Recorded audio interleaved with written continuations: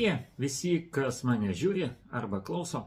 Kultūrizmo akademija pristato kūno lavinimo modulį. 4 sesija.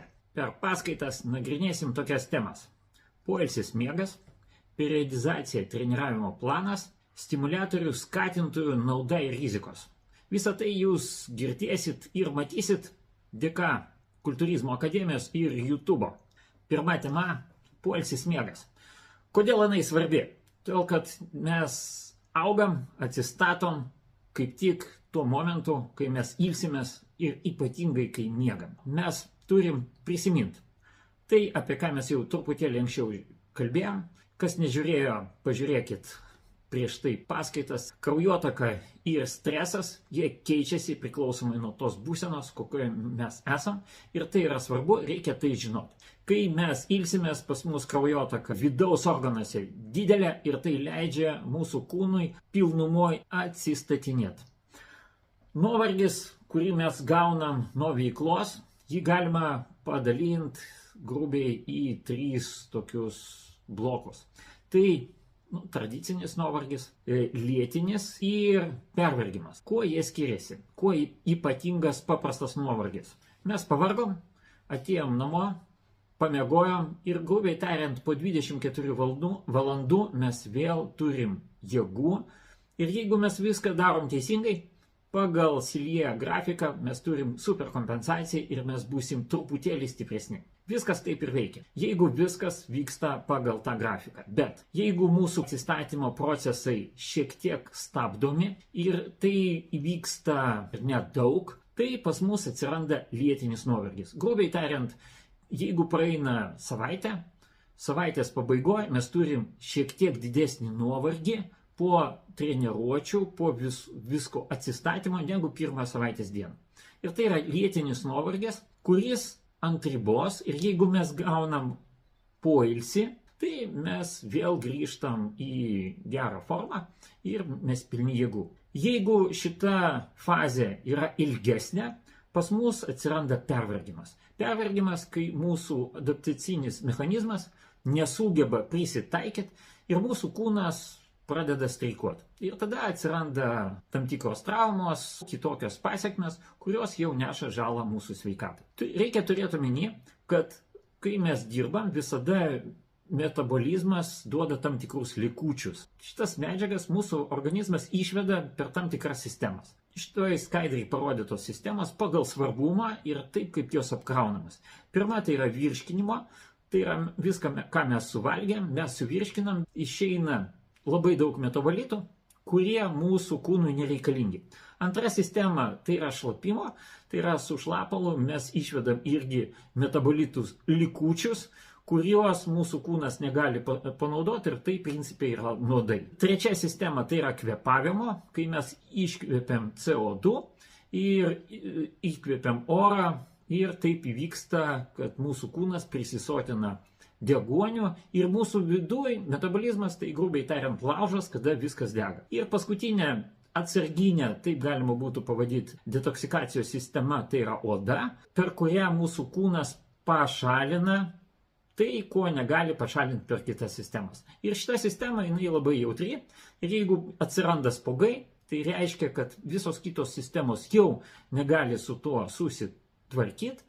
Ir detoksikacija pradeda eiti per odą. Tai jeigu atsirado spuogai, tai klausimas iš karto dėl to, kad toksikacijos problema jau atsirado. Jeigu mes pažiūrėsim į sistemas, kurios yra labai svarbios mūsų veiklai ir atsistatymai, tai pirmoje vietoje tai būtų kraujotakos sistema, kadangi širdis pumpuoja kraują, kuris kaip ir atneša raudonas kraujas, kaip jūs matot, maistingas medžiagas, taip ir išneša per venų kraują, kuris čia parodytas mėlynas, tos metabolitus arba medžiagų apykaitos likučius.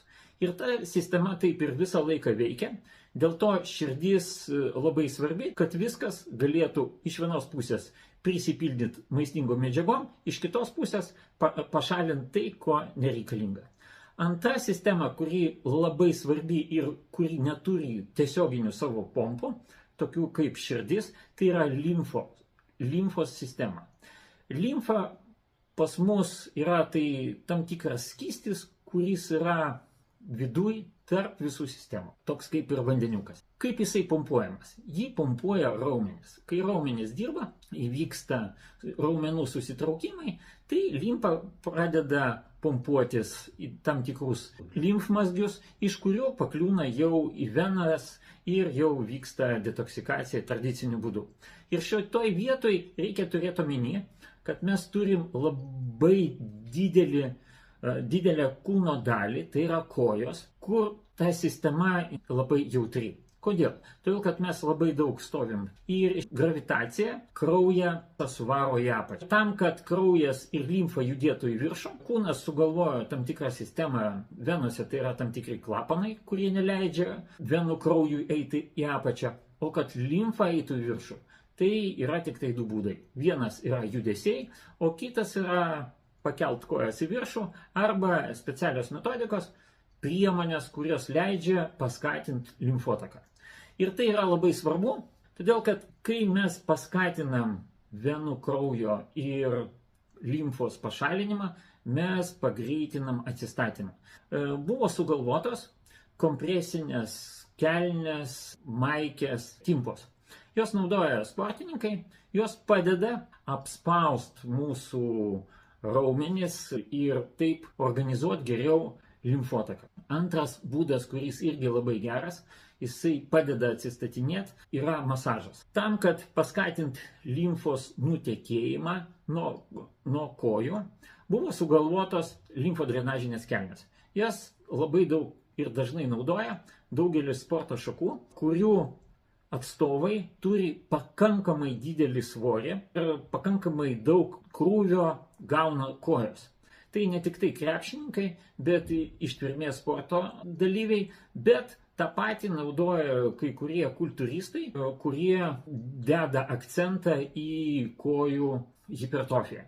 Tokios kelnės, jos padeda geriau atsistatyti ir kojų raumenims. Sekant, tai yra voleliai arba vibro pistoletai. Tai irgi dalis masažo, kurią galima padaryti patiems ir tai paskatina, jeigu mes kalbam apie volelius, ne tik tai sušilimą, tai yra paruošti raumenis krūviui, bet ir su jų pagalba greičiau vyksta atsistatymas iš karto po treniruotės.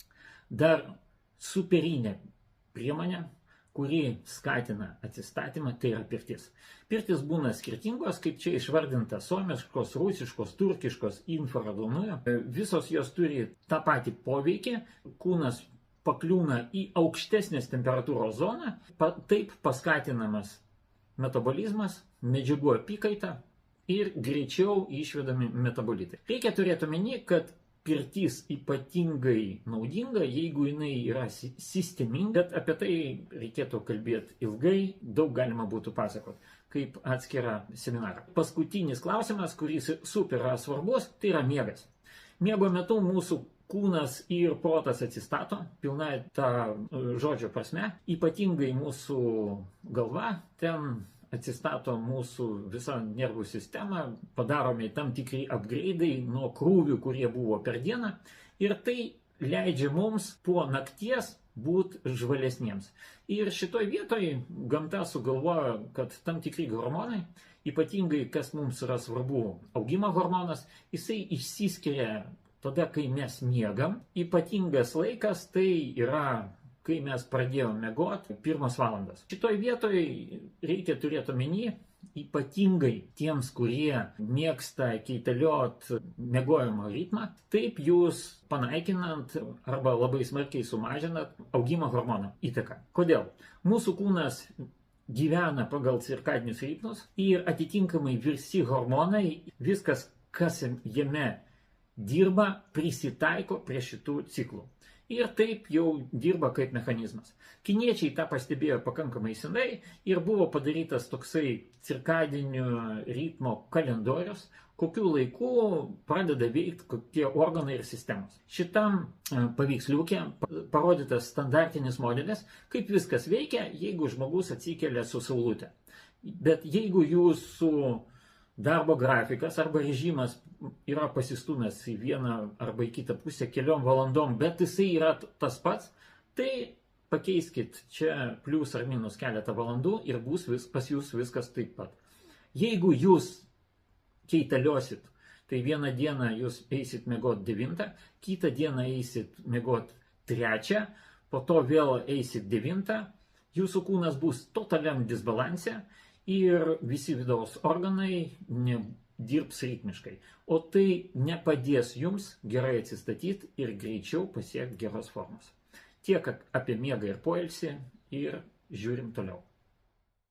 Sveiki visi, kūno lavinimo modulis, 4 sesija, kurios metu mes pašnekėsime apie periodizaciją ir treniravimosi planą.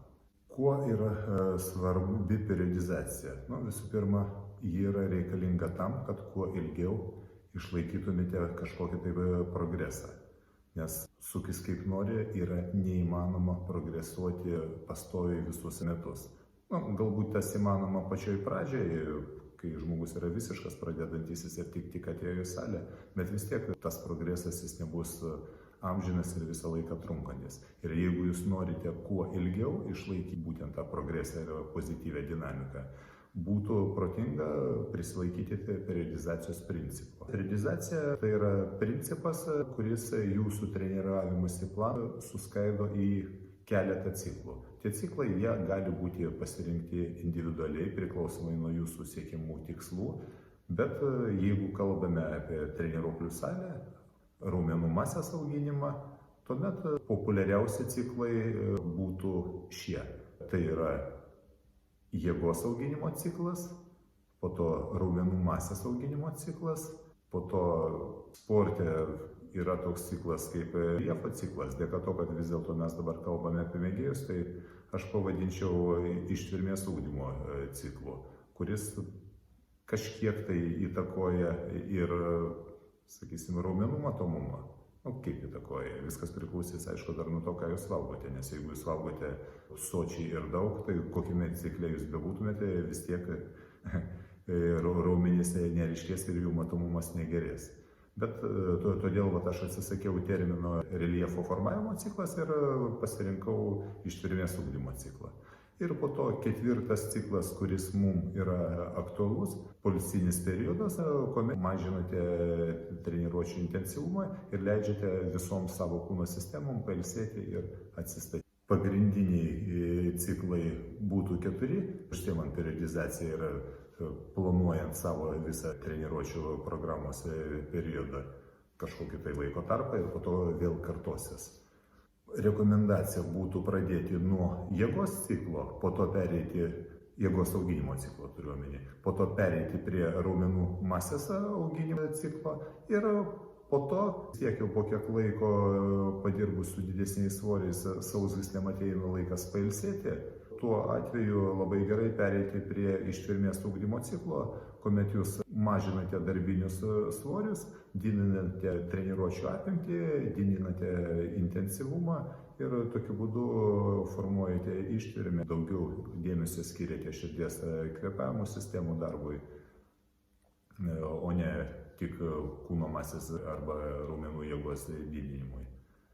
Ir, kaip sakiau, paskutinis ciklas, tai yra poilsinis ciklas su žemesniu treniruočių intensyvumu, kurio metu jūs mažinate ir darbinius svorius, ir gali mažėti treniruočių apimtis, ir taip pat mažėja treniruočių intensyvumas. Trumpai dabar pabandysiu aptarti kiekvieną iš tų ciklų, nes vis tiek jau jeigu klausėte mūsų pirmasis sesijas, tai ten buvo kalbėta ir apie amžiaus grupės, ir apie pagrindinius pratimus, ir apie pakartojimo kiekius. Tai apjungdami visą tą informaciją, jūs galėsite ją pritaikyti kiekvienam iš pasirinktų ciklo. Taigi, jėgos ciklas, jo metu turėtų dominuoti fundamentiniai kompleksiniai pratimai, kuriais jūs galite leisti savo pakelti didžiausius svorius. Pakartojimų kiekis, jeigu norite apčiuopiamai sukelti jėgos rodiklius, turėtų būti mažesnis. Mano rekomendacija matyti būtų tarp 3-7 pakartojimų. Aš jau tokius įimu šiek tiek platesnius net intervalus, negu buvo kalbėta prieš tai. Po to, jeigu norėsite pasitikslinti, galite laikytis ir tų intervalų. Aš dabar jau kalbu taip truputį plačiau žiūrint į viską, nes jau vis tiek, jeigu priėjote iki 4 sesijos, galima sakyti, jūs jau nesate visiškai pradedantieji.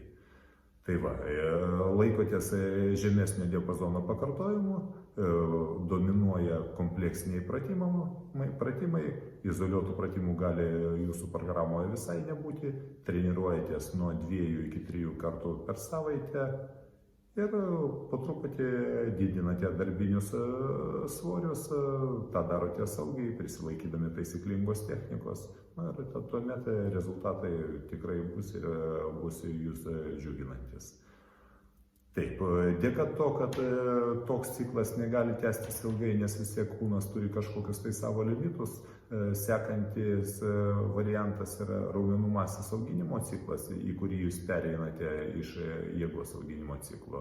Kas šiuo metu vyksta, jūs bandote pagal galimybę išlaikyti tuos maksimalius svorius, kuriuos pasiekėte, tiek kiek tai jums pavyksta išsaugant taisyklingą techniką, bet kad progresuoti toliau, jūs palengva po truputį didinate pakartojimų kiekį, galite įvesti po vieną izoliuotą pratimą, kad atsirastų kažkoks tai geresnis raumenų išdirbimas. Pakartojimų kiekis koks galėtų būti. Čia priklausys vėlgi nuo jūsų anatominių fiziologinių ypatumų, nuo jūsų raumenų skaidulų tipų, bet bendra rekomendacija būtų tokia, kad pasiimkite maždaug tarp 7-15, maksimum 20 pakartojimų. Tai yra tos ribos, kurios yra komfortabilios ir psichologiškai, ir peržengus kurias po to vis tiek yra protinga didinti darbinį svorį, o ne toliau didinti pakartojimų kiekį. Svoriai, kaip sakiau, dėka to, kad jie pradžiai buvo sukelti per jėgos ciklą, tai dabar jūs stengiatės jų per daug nedidinti, bet didinate pakartojimus, galite padidinti kažkiek tai priėjimų arba, kitaip sakant, serijų kiekį ir tokiu būdu padidinti bendrą treniruotės apimtį ir padidinti stresą sukuriamą raumenim, kuris po to ir provokuos raumenų masės formavimąsi. Dėka to, kad toks ciklas irgi negali tęstis labai ilgai, nes vis tiek pradės kauptis nuovargis, sekantis žingsnis, ką būtų protinga padaryti, jūs tiesiog pereinate prie ištvermės formavimo ciklo, kurio metu jūs galite sumažinti kažkiek darbinius svorius, galite padidinti pratimų kiekį, šiuo atveju jau pasirinkdami tiek kompleksinius, tiek izoliuotus pratimus, mažinate poilsio tarpus tarp pratimų, didinate tiek treniruotės apimtį, tiek treniruotės intensyvumą, ir tokiu būdu išprovokuojate širdies kvėpavimo sistemo adaptaciją prie tokio padidinto tempo, kuris ir, aišku, duos bendrą ištvermės susiformavimą. Po viso to, kuomet jūs pasijaučiate kažkiek jau pavargę, reikėtų įsiklausyti į savo kūną, į jo siunčiamus signalus, jūs pereinate prie pažeminto intensyvumo treniruočių ciklo, kitaip sakant, prie poilsinio ciklo ir kažkurį laiko tarpą duodate savo pailsėti tiek, kiek jūs jaučiate, kad jūsų organizmui to reikia. Kokia būtų mano rekomendacija kalbant apie ciklų trukmę? Aš manau, kad kiekvienas ciklas vidutiniškai galėtų trukti nuo 3 iki 4 savaičių. Čia toks daugmaž apytiksliai vidurkis. Jeigu kalbėti apie savo praktiką, tai man patinka laikyti jėgos ir ištvermės ciklus po 3-4 savaitės. Raumenų masės auginimo ciklus aš mėgdavau, kol dar to užsiminėjau, daryti kažkiek ilgesnius 4-6 savaitės. Poilsinis ciklas yra individualu, priklauso ir nuo metų periodų, ir nuo to, kiek jūs efektyviai sugebate ilsėtis ir atsistatyti, bet jis irgi galėtų trukti kažkur nuo 2 iki 3 savaičių, maksimum iki 4 savaičių. Tai vėlgi vidurkis bus kiekvienam ciklui plius minus apie 3-4 savaitės. Mėgėjam, kurie sportuoja savo malonumui, aš manau, tai tai turėtų būti pats tas.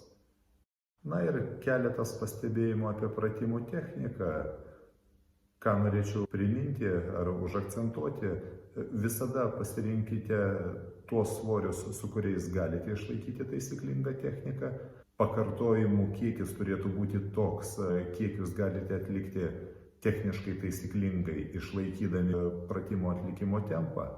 Kuomet jūs pradedate prarasti tempą ir jūsų pakelimas pradeda kažkokio tai svorio lėtėti, tai yra vienas iš pirmųjų signalų, kada galite stabdyti.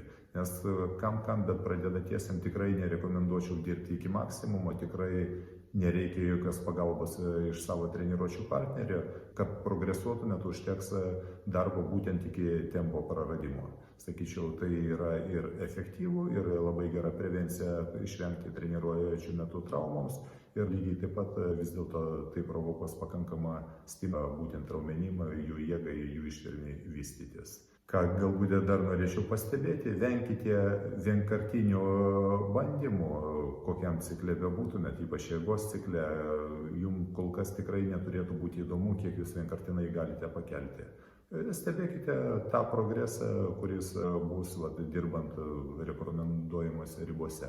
Tai yra arba iki 3-7 pakartojimų, arba 7-20 pakartojimų. Jūs galite vis tiek matyti, kad kas kiek laiko arba pakartojimų kiekis pakilo, arba pasididinote darbinį svorį ir sekti būtent svorio kilimo dinamiką, bet kalbant apie kelis pakartojimus, o ne apie vienkartinį pakartojimą. Tai esminiai pastebėjimai būtų tokie. Trečia tema – stimuliatorių, skatintojų, nauda ir rizika. Labai svarbi tema, ypatingai tiems, kurie pradeda. Pradinuko triada. Kodėl jinai svarbi? Todėl, kad prieš ir po treniruotės yra tam tikri veiksmai, kurių metu mes galim pagerinti arba pabloginti rezultatą. Ne tik tai treniruotės, bet ir viso treniravimo proceso. Ir taip panagrinėsim šitą klausimą tam, kad geriau susigaudyt situacijai ir mūsų tobulėjimo kelias būtų trumpesnis. Kokie yra skatintojai? Yra dvi grupės. Vieni veikia prieš treniruotę, kiti po treniruotės. Šiandien mes juos ir panagrinėsim. Prieš treniruotę skatintojai. Tai jie skatina arba suerzina, paruošia nervų sistemą treniruotei, tai yra stresui. Antra, tai mūsų kraujagyslių širdies sistema turi būti pasiruošusi praleisti didesnį kiekį kraujo. Ir tam naudojami azoto oksidas, kuris padeda mūsų kraujagyslėms greičiau įsiskleisti. Tai čia fiziologija procesų, kurie skatina geresnį kūno įsijungimą į darbą. Po treniruotės užduotis yra truputėlį kita. Mes turim paskatinti kūno greitesnį atsistatymą ir turim subalansuoti mūsų nervų sistemą. Tam, kad jinai grįžtų į jos optimalę būseną, taip mes galėsime gyventi. Tam, kad tai viskas gerai vykstų, mes turim suprasti, kad baltymai, kaip pagrindinė žaliava, iš ko mes sudaryti, yra dviejų rūšių – gyvulinės kilmės ir augalinės. Jie skirtingai įsisavina. Ir dėl to atsistatymo procesas gali būti truputėlį skirtingas dėl jų įsisavinimo. Kaip matot šitoj skaidriai, parodyta raudonai, kaip įsisavina baltymai, kurie yra pilnaverčiai, kurie visos amino rūgštės, tai jų reikia santykinai mažiau ir jie geriau įsisavina negu tie, kurie augalinės kilmės. Angliavandeniai, kaip pagrindinis energijos šaltinis, kuri greita energija, kuriai mums reikalinga, jeigu ypatingai reikia greitai atsistatyti. Jų dozės irgi yra skirtingos, apie tai jums konkrečiai jūsų reikalingos dozės jums paaiškins treneris arba kitas kompetitingas specialistas, bet reikia turėti omeny, kad jų reikia visai nedaug, bet jie turi būti. Ypatingai jeigu yra fazė kūno statybos arba hipertrofijos. Ir reikia neužmiršti ląstelienos. Ląsteliena tai yra superinis katalizatorius, dėl jo mūsų mikrobiota, tai storas žarnynas, dirba sklandžiai, sugeneruoja tiek, kiek mums reikia vitaminų ir daug tų mikronutrientų mūsų kūnas įsisavina ir dėl to pas mus procesai kūne vyksta ženkliai greičiau ir darniau. Pakalbam apie naudas. Ilgalaikė ir trumpalaikė adaptacija. Kaip suprantat, ilgalaikė tai kas vyksta po treniruotės, trumpalaikė skirta treniruotei. Ir taip kalbam pradžioje apie ilgalaikę adaptaciją, kadangi jinai mums labai svarbi. Ką mes turim padaryti? Visos priemonės, kurios skatina metabolizmą arba medžiagų pasikeitimą ir toksinų išvedimą arba įsisavinimą. Visos šitos medžiagos mums tinka. Koks yra tikslas? Tikslas yra vienas. Optimizuoti kūno organų ir sistemų veiklą, kad viskas vyktų darniai, neįsibalansuotų. Augant mūsų kūnui, ypatingai kai atsiranda raumenų hipertrofija. Jeigu mes pažiūrim trumpalaikę adaptaciją, tikslas yra kitoks. Trumpam pakelt mūsų kūno galimybės, kad kūnas galėtų priartėti prie savo maksimalių fiziologinių parametrų. Šita adaptacija, kadangi trumpalaikė, tai visos priemonės padeda suveikti, grubiai tariant, treniruotės arba varžybų metu. Vat tokie du scenarijai. Vienas ilgas, kitas trumpas, bet kiekvienas scenarijus turi savo rizikas. Pažiūrim, kokios yra rizikos. Jeigu mes kalbam apie ilgą adaptaciją, tai mes galim pasiekti sveikatai žalingas hipertrofijas. Ką tai reiškia?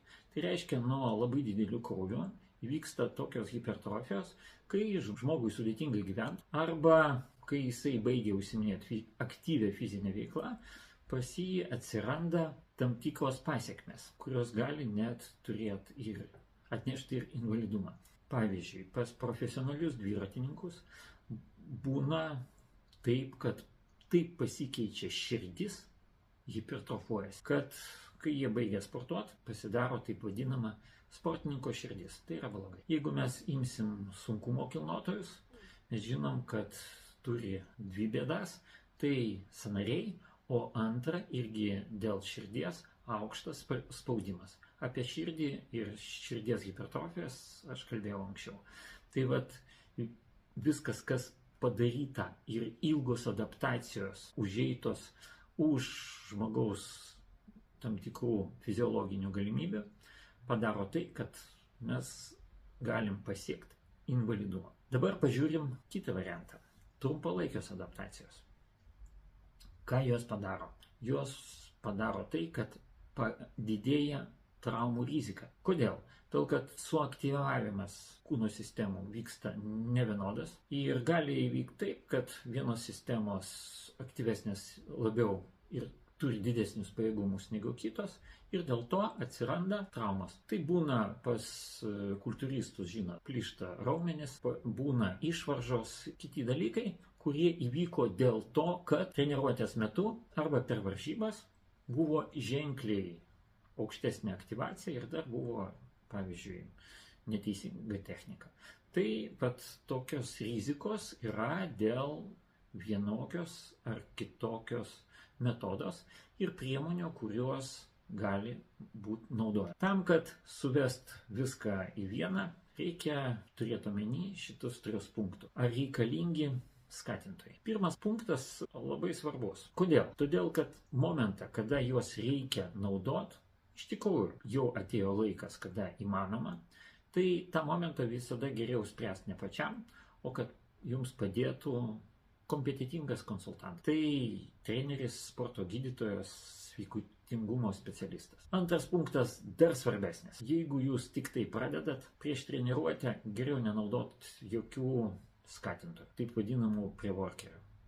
Kadangi jų fiziologija tokia, kad jie tik tai sumažina jūsų atsargos rezervą. Taip sakant, čia labai greitas kelias link traumų arba persitreniravimo. Kaip pasakau pirmoji daly. Tai rekomendacija bendra, turit maždaug 1,5 metų ar daugiau stažą, tada jau galit bandyti ir tai pagal rekomendacijas. Ir trečias super svarbus punktas, tai adaptogenai po treniruotės. Čia iš viso jokių improvizacijų, tik tai su konsultacijom ir tik tai pagal jūsų asmeninį poreikį. O tai gali jums nustatyti treneris arba kitas kompetitingas specialistas. Žiūrėkit punktą 1. Ir taip mes sužinojom naudos, rizikos ir žinokit, jeigu sportuosit saugiai, atsistatinėsit gerai, viskas bus tvarkoj ir progresas bus jūsų rankose.